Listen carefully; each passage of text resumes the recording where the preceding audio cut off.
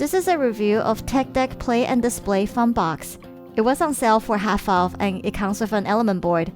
I care less about building a skate box, but I do need a place to store all my tech decks, so let's unbox it and check it out. There is a handle on the top. On the back, we have the doors that are locked. To unlock it, you just need to gently pull these gray latches with a finger. And now we can open it up. We're greeted with the promised element deck. For those that are not familiar with Tech Deck, they kinda just make mini versions of a real skateboard. This graphic here is definitely one of the notable designs from Element. This small bag contains some hardware for building the skate park later on. These are tiny, so try not to lose them. Continue the unboxing. We have a paper instruction for building the skate park, a cardboard divider that will be recycled, 2 skate ramps that are very neatly wrapped, and a hinge box for storage. It can also be converted to be part of the skate park, and we'll get to that later. For now, I want to take a look at the display case. Only this side has solid translucent plastic covers. The other sides are just frames so the dust can travel in. Each skateboard slot has 2 pointed pieces, one on the top and one on the bottom. You sort of just pick a side to slide it in first, then press down on the other side and it'll be in place. Try not to take out the decks too often though, cause the plastic is a bit sharp and it's kinda damaging to the head and tails. These are the tech decks that I collected over the years and I'll try to put them on. But first, I'm gonna put all the accessory in the hinge box.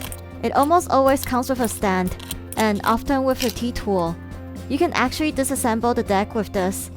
You can unscrew the truck with this tiny screwdriver at the end, and use this to change the wheel or adjust the tension of the truck. It's a helpful tool, and it's very similar to what you would do if you need to change anything on a real skateboard. Anyways, it also comes with a lot of stickers, and sometimes some extra wheels. It's somewhat rare, but for this finesse one, it comes with an extra grip tape that matches the graphic of the deck, which I think is pretty cool. Now that we packed away the accessories, I want to chat about these scratch to play decks. If you want to keep the scratch to play graphics, don't put them on the display shelf. As we saw from earlier, it will scratch off both ends of the board, so place them somewhere safer if you want to keep the graphic. Speaking about scratch to play, I have to talk about this Aaron Cairo's Phoenix deck. This was a scratch series with Revive, and Revive also makes the real skateboard for this one too. If you don't know who Aaron Cairo is, well, he's Aaron Cairo. I'm a professional skateboarder from the San Francisco Bay Area. He's someone that inspired me to pick up a skateboard, and I remember that I felt like a lottery winner when I scratched this. Anyways, I'm never gonna finish editing this video if I keep rambling about these boards, so let's just quickly put them onto the display shelf. I only have enough to fill 2 rows, so I decided to put the hinge box in the bottom row. Note that you can fit a skateboard here if you want to close the case. Also, it's a bit loose for the thinner boards, but it's still good enough to hold it in place. And with that, we can close it and take it anywhere. And this is the final result if I want to put it on display.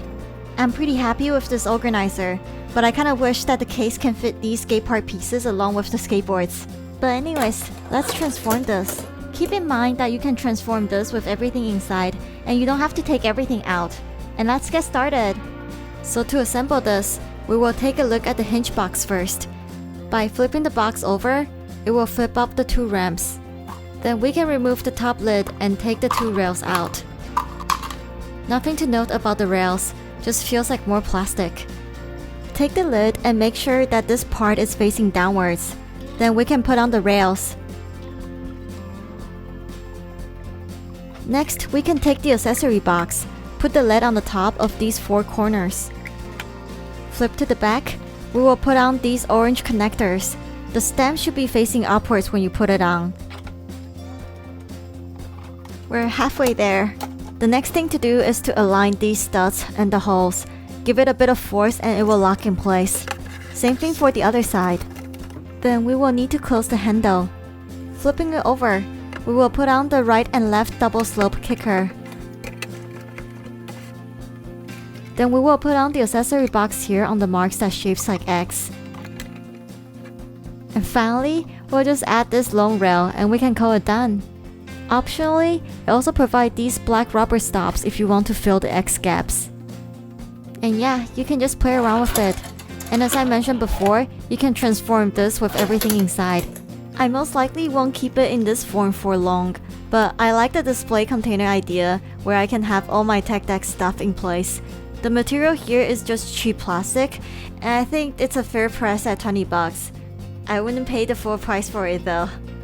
Anyways, I hope you enjoyed this video and I'll see you in the next one.